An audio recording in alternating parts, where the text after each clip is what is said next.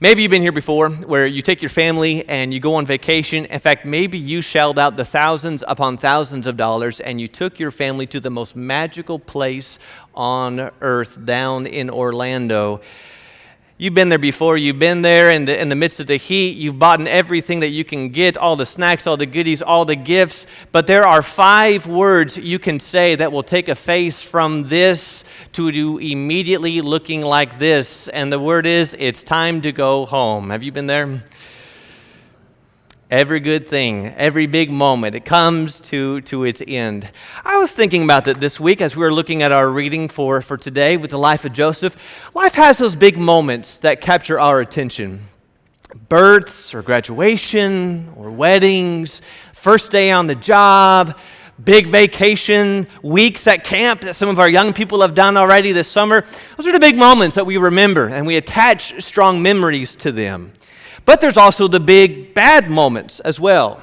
The sickness or the illness or the hospital or the surgeries or the tragedies or the deaths.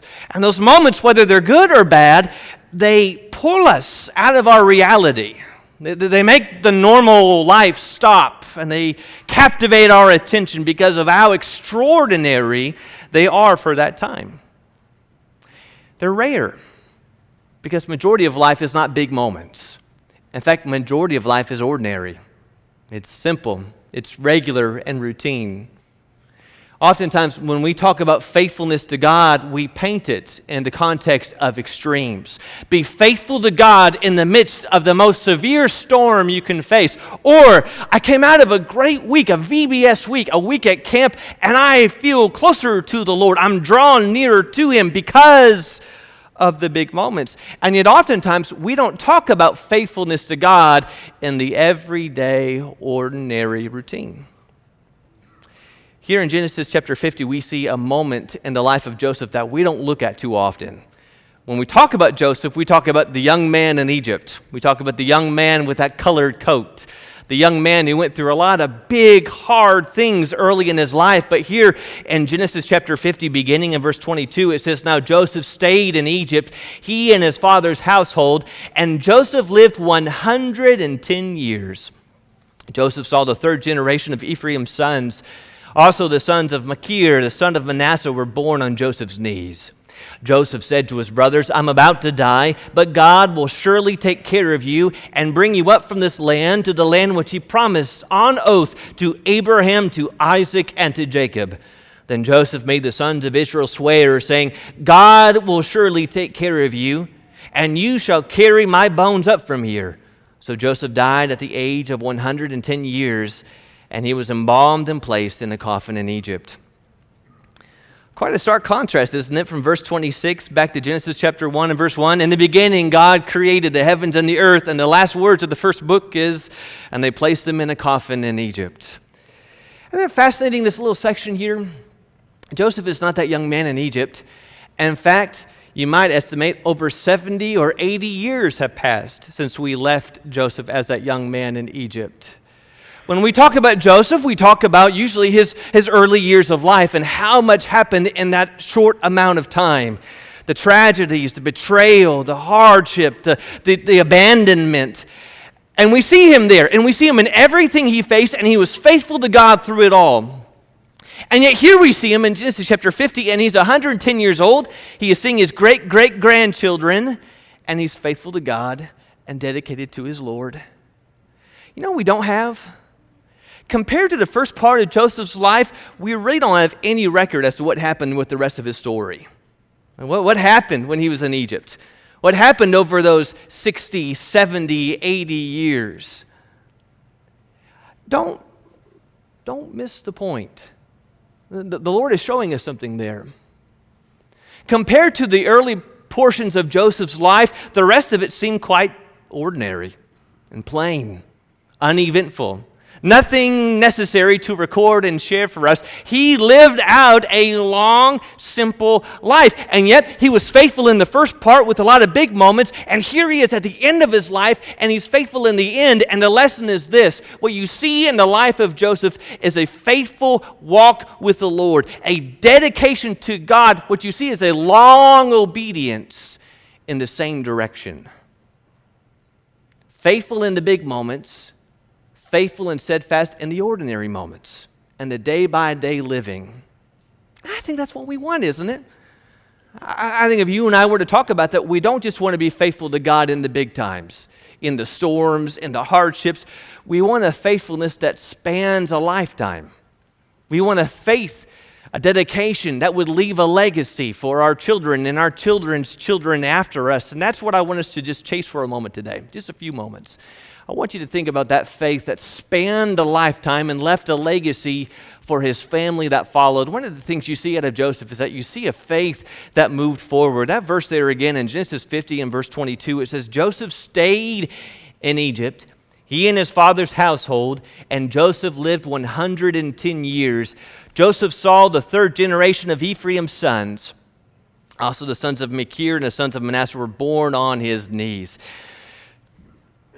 80 years, in some sense, have passed since some of the events that Joseph took place. In fact, verse 22 encompasses a lifetime. One verse describes a lifetime compressed in just a few words. That may not seem like much, but can you do a little math with me? I know it's Sunday morning, but let's do a little math and see if we can be impressed with where Joseph is in light of what he faced. 80 years ago, Joseph was a young man at his father's house receiving that colorful coat and thrown into that pit. It was 80 years ago that he was betrayed by his brothers out of anger, sold off as a slave, dragged off to Egypt, and forced into labor. It was 80 years ago, over 80 years, that Potiphar's wife made an advance to him and then slandered about him and had him thrown into prison. Over 80 years had passed by when he was forgotten in that jail and abandoned. Over 80 years, some say 70 to 80, he stood before the most powerful man on earth, Pharaoh, and had to interpret his dreams through the power of God. For some of us, 80 years is a lifetime. Do you see what happened? Traumatic events took place in Joseph's life, but that didn't end his life. He learned to move on. He learned to live with it.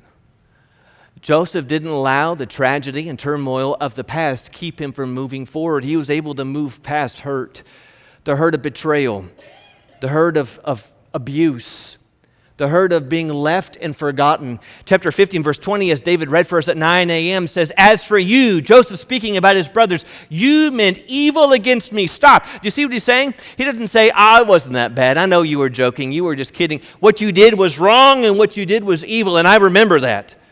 The way you treated me, the way you spoke about me, the way you behaved towards me was evil. But God meant it for good in order to bring about this present result to preserve many people alive. He was able to move past the pain of hurt, of being wounded by those closest to him. He was able to move past disappointment. And chapter 40 of the book of Genesis, while Joseph is in prison, he interprets two dreams of two prisoners who were in Egypt. The end of Genesis chapter 40, the chief baker, or the chief cupbearer in verse 23 of Genesis 40 made a promise to Joseph that he would remember him and go to Pharaoh and tell him about Joseph to release him. But it says in Genesis 40 and verse 23, yet the chief cupbearer did not remember Joseph, but forgot him. Now it happened in the end of 2 full years that Pharaoh had a dream, and life begins to unfold. 2 years. I'll go tell him. I'll do that for you. I'll be there. I'll keep my word. I'll get you out. I'll say a good word. Disappointment. Disappointed by others, disappointed by his brothers, disappointed even by his father. Surely dad will come and rescue me. Surely father will come and save me. And yet here he is, and he's able to look back with clarity and understanding. And let's not forget the fact that he was able to move past grief, losing a mother at a young age, and really losing a father at a young age. Because even at 17 years old, he's removed from his father, and he lives up to at least age 30 before he sees his father again. But it says here in our context of Genesis chapter 50 and verse 15 that when Joseph's brothers saw that their father was dead, they said, what if Joseph bears a grudge against us and pays us back in full for all the wrong which we did to him? He lost his father, he lost his mother, neither one he had a full lifetime with. And so he knew grief. Now here's the point right here. The story for some of us is very familiar, and even if you're not very familiar with the story of Joseph, at least hopefully you get a taste. that as a young man, he went through more than most of us will face in a lifetime. Betrayal and hurt and hardship and harm and loss and grief and pain. But here it is. I need this today. That didn't end his life. He kept going. He didn't let what happened keep him from who it was he needed to be and to become. He learned from the pain, he grew through the suffering, and he moved on. And I think far too many of us just hang on to what happened in the past and we just keep ourselves from moving forward. Sometimes we say things like, I've been hurt by someone, betrayed by someone close to me, and I will never trust again. I'm done with relationships. I'm done opening up myself to others. It's just a lot easier this way to kind of seclude myself and just be the Lone Ranger Christian, and that's exactly what Satan wants from us. To say, I put myself out there and I was betrayed. I had a friend, a brother, a sister, and they let me down. It's just a lot easier for me to step away now and to not try that again, not realizing God who made us to be a people who need people. And that's what he wants. And here's Joseph, who if there's anyone who could say, I'm kind of done trusting people. I'm kind of over having close relationships with people because it's really hurt me a lot in the past.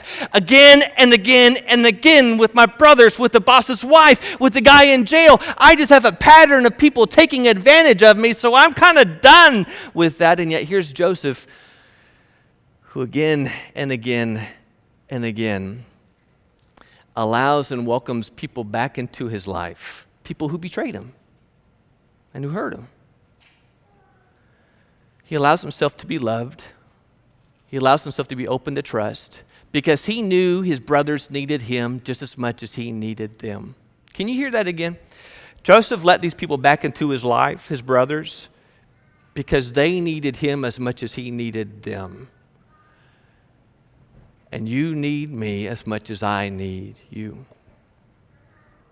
Take care, brethren, lest there should be in any one of you an evil, unbelieving heart and falling away from the living God. But encourage one another day after day, as long as it's still called today, lest any one of you be hardened by the deceitfulness of sin. I need you to help me when I fall. I need you to comfort my heart when it's broken. I need you to chase away doubts when they fill my mind. I need you to help me keep from drifting.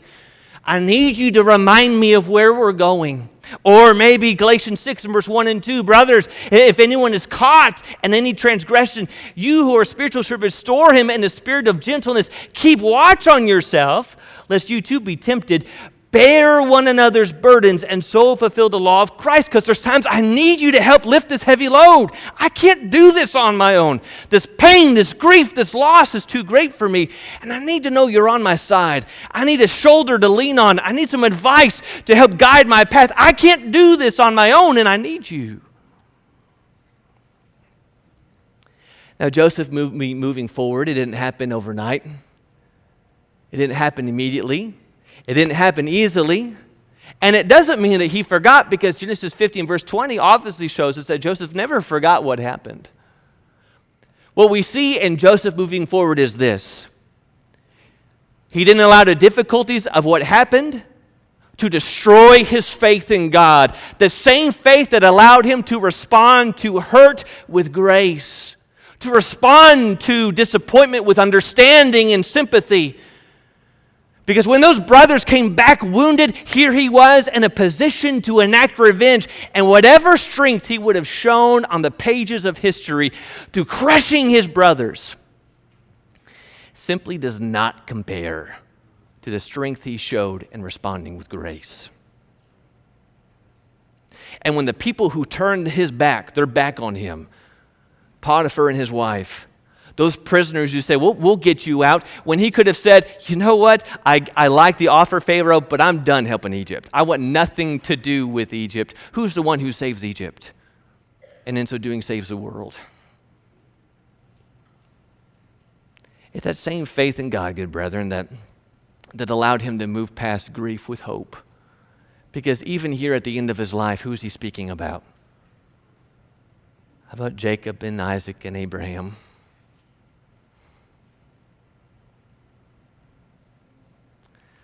It's not saying that you move past it all. Even that Philippians 3 and verse 13 about forgetting what lies ahead and reaching forward to what's before us. It's not about just forgetting what is behind you. You don't forget. If we could just take a page from the life of Joseph, brethren, and see this, you can't let your past keep you from going forward. All of us have deep, dark things in the pages of our past. Pain and difficulty and hardship, wounds that have been inflicted on the past behind us.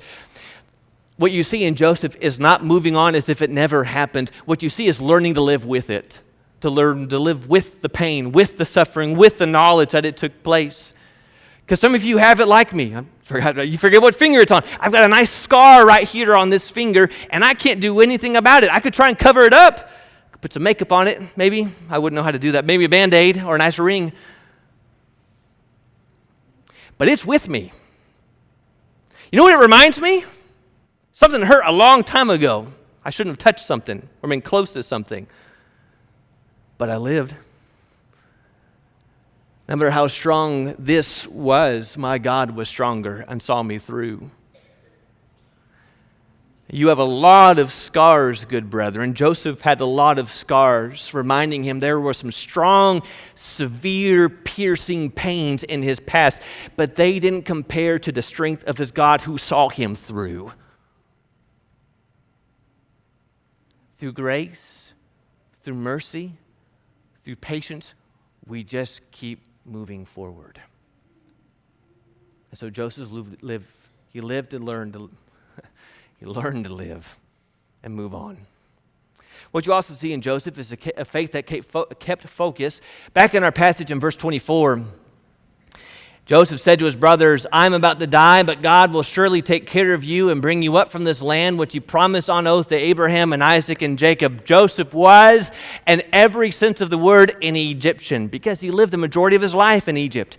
And so Joseph had an Egyptian name. He married an Egyptian woman, gave birth to 2 Egyptian boys, had an Egyptian house, had an Egyptian job, had an Egyptian lifestyle. He was an Egyptian, except when we get to the book of Exodus, we realize that the Egyptians had a lot of different gods. In fact, if there was anything around them in creation, they tended to worship it. The sun and the moon and the stars, the rivers, the animals, they just put a god towards whatever they saw. And yet here is Joseph, an Egyptian. Here is Joseph entrenched in the Egyptian lifestyle. In verse 24, who is he talking about? Who is he reminded of? Who is he instructing the next generations about? God. God. You can change my name, and you can change my location, and you can change my job, and you can entrench me in the ways and the society of the world, but you cannot change my faith and my commitment to my God. That's Joseph. What I love in verse 24, though, is the fact that he takes the time, he sees, and here's a lesson. For those here, and we're blessed to have you, who are in your 70s and 80s and 90s, those of you who have grandchildren, we'll see your pictures after services. You always have about 50. Or your great-grandchildren. There's a lesson here for you because did you see what Joseph saw as his personal responsibility? Well, he didn't see as my role now as a great-great-great-grandpa is to sit on my Egyptian rocker and to live out the rest of my days watching the Egyptians, Andy Griffith, and enjoying life. Did you see what he saw as his personal responsibility? There's something I really want my children's children to get. There's something they need to understand. I don't want you so deeply rooted in your life here in Egypt. I don't want you so entrenched in your lifestyle here in Egypt that when the horns start blowing and those chariot wheels start turning, that you refuse to get up and get out because this is not going to be your home forever. I need you to realize you're not going to be here for long. We have a home somewhere else. Have you been there before? Have any of you spent time with someone who's a little bit older than you? And by a little bit, I mean on the other side of life. And you talk with them and you're hearing their story and they say something like this. Have you ever heard this phrase before? You know, I'm just ready to go. I'm ready to go. I'm ready for heaven. Have you heard that before? Because if you're where we are right now, that phrase sounds so strange right now. I'm ready to go. That's the furthest thing from my mind right now. I mean, I want to go to heaven, but I've got 3 kids and a mortgage, and I got a job. And in terms of kingdom work, there's a lot that needs to be done. There's a lot of teaching and serving and living. When you hear someone who's at the other end of life, and they say, I'm ready. I'm ready to go. I'm ready for heaven. It pulls you and I out of our small reality to remind us of something we know is true, but we just forget it. This world is not our home. And they see what Joseph saw, which so often we don't see, that we've set our roots so deep right here that we have lives and homes and families and plans and purposes that we forget there is a habitation built by the living God. And more often what we need, brethren, the longer and longer we live here, you know it, because I know it. The longer we live here, the greater the challenge it is to forget. This is not the final destination. An eternal perspective changes everything. Eternal perspectives changes everything about life. You think of what is said about Joseph. Joseph lumped in with Abraham and Isaac and Jacob, that they died not having received the things that were promised, but having seen them and greeted them from afar. They have acknowledged that they were strangers and exiles on the earth. That's the eternal perspective. Now think of this. I know I'm not here forever. In fact, I'm just here for a moment, a breath, a fog. And since this is not home, how I see my neighbors is really different. Because I know, like Paul said, that we're all going to appear before the judgment seat of Christ so that each one may receive what is due for what he has done in the body, whether good or evil. Therefore, knowing the fear of the Lord, we persuade others. But what we are is known to God. And I hope it's also known to your conscience. You get what he's saying there? I hope you get this. I hope you understand it, that it's known to your conscience that we are all racing towards eternity, and we're going to stand before the throne of God. And that changes everything. Because when I drive home and I go into my driveway and I hit my button and the garage door goes up and I see my neighbors, I may not know their first names, but God knows their names. And they and I are going to be standing before the throne of God. They may not know it, you and I know it. We know that. It changes everything. How I speak to my neighbor, how I treat my neighbor, how I treat those around me changes when we realize this is all but a moment compared to eternity. It changes what our good brother said in prayer about suffering and pain. 2 Corinthians chapter 4, when Paul says our momentary light affliction is producing for us an eternal weight of glory far beyond all comparison. While we look not at the things which are seen, but the things which are not seen. For the things which are seen are temporal, but the things which are not seen are eternal. Yes, it hurts, and yes, it matters, but it doesn't matter as much as what is to come.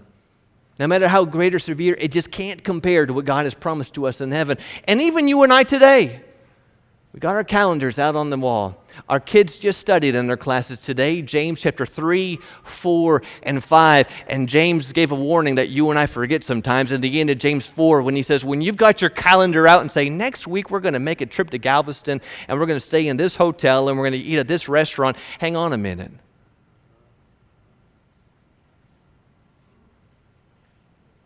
Because before we start ordering our life around as if we are the ones in charge, let's remember there is someone who knows the date when his son will come. And maybe instead of organizing our life as if we are on the throne, let's just remember what we have as a gift. God gave us today. And if tomorrow comes, it will be by his grace. And so he totally comes, since I know he's coming. If I'm going to make a plan, it's going to be about kingdom first. God's will first. As a family, we're going to honor God today. As a home, we're going to glorify the King today. We don't make time for God. God comes first and we make time for other things. And so Joseph had a faith that no matter how entrenched in a lifestyle in Egypt, he remembered who he was and he remembered where he was going. And then what I love most about this passage is the fact that he had a faith that blessed the future. Did you notice in verse 25 what he told them to do? Joseph made the sons of Israel swear, saying, God will surely take care of you, and you shall carry my bones up from here. In fact, the only thing that the Hebrew writer talks about specific to Joseph alone is that very fact, that by faith, Joseph, when he was dying, made mention of the exodus of the sons of Israel and gave orders concerning his bones. That seems really strange. In fact, it seems really morbid. Why in the world would Joseph say, when I'm leaving here, take me too, take my bones with you, because I want to be buried there? Have you ever known someone who says, I know I live here, but I'm going to be buried there. It doesn't matter where I live in the States or even in the world. I was born a Texan. I'm going to die a Texan. You're going to put my bones back in Texas. Is that what Joseph's saying here? I don't like Egypt. Just take my bones with you. In fact, I read this week there was a story of this guy, a doctor in Midlothian, Virginia, and that's essentially what he said. He says, wherever I die, bury me there.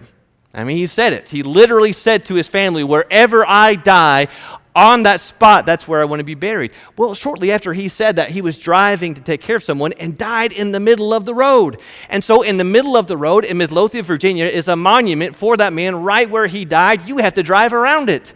Is that what Joseph is saying here? I don't want my bones here in Egypt. No, I want my bones somewhere else. Canaan means a lot more to me. You know it's not. I don't know what Joseph knew. I don't know all that Joseph perhaps understood. But I think it's clear there's one thing he knew that would be helpful. Those bones in that box were a lot more than simply a memento of a man who's passed by. It was a memorial. It was a visual reminder to that next generation of the certainty and guarantee of God's promise. You're not staying here forever. I want every time you see this box to be reminded, this is not going to be our home. And we're headed to Canaan. We're going to that land.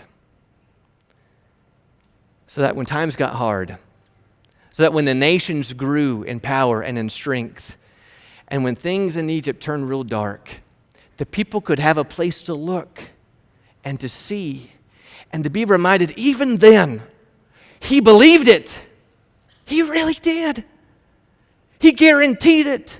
And if Joseph believed it and the promise is sure, it doesn't matter how dark it gets, we will leave here one day. Do you have any of that? Do you have any of those precious gifts or mementos from a generation passed by?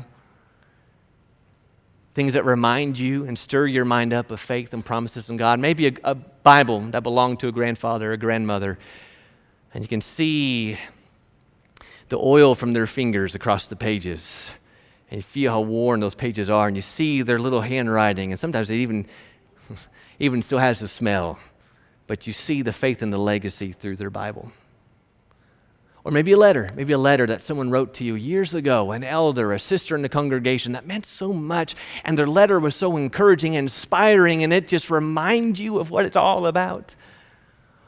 Or maybe it's not even something tangible. Maybe if you just think of a certain someone, a certain person, like a Daryl, and you think about the legacy of a life that was lived, and when you think of them, you think of their faith, and you think of their commitment and their love, and how it reminds you and inspires you of why we're here. That's what the writer says in chapter 13 and verse 7. Remember those who led you, who spoke the word of God to you, and considering the result of their conduct, imitate their faith. Look to the example. Look to the legacy of faith of those who went on before us. They've left us something great. They're trying to remind us of what is to come. And isn't that our hope, good brethren? Some of you are there closer than some of us. And in our goal that we leave something behind. We leave a legacy. We leave a light. We leave an example for the next generations. That this is not our home. And we're heading there one day. How do you live a life like Joseph's? How do you have a faith like Joseph's? It's not the big, grand moments. You'll have some of those in life, but they pale in comparison to the regular, ordinary, day-by-day living. Faithfulness to God is not merely in those grand moments when your faith is challenged and the storms are blowing. Faithfulness to God is every single day.